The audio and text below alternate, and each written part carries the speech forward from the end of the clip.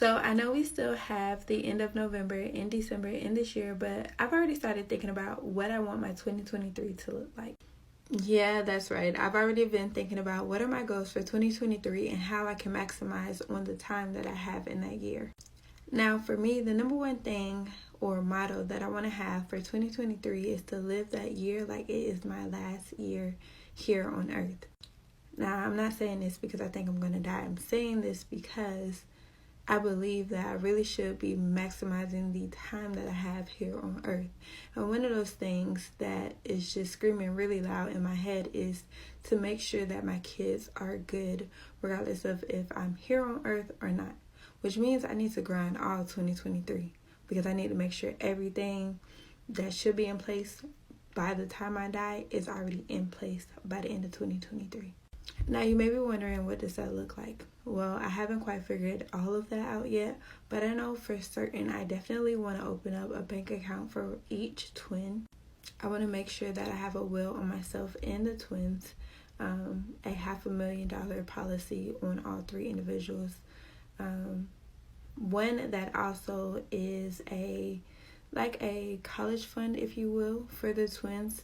They do have different life insurance policies where if you get to a certain age and you wanted to pull out money for college, you could.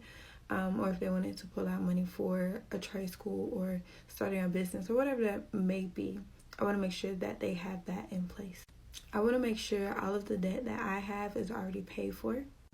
I want to make sure that I have a house that is put into a trust, and with that trust they will not be able to sell the house for 100 plus years. Now, don't quote me, I'm not really sure how the trust works yet, but that is what 2023 is for. It's for me to figure out how am I supposed to get all of this done. In addition to that, in 2023 I want to give my kids the most experiences I possibly can give them. And when I say experiences, I do mean giving them more of my time, my attention, my attentiveness, taking them to explore and see the world and see what it has to offer.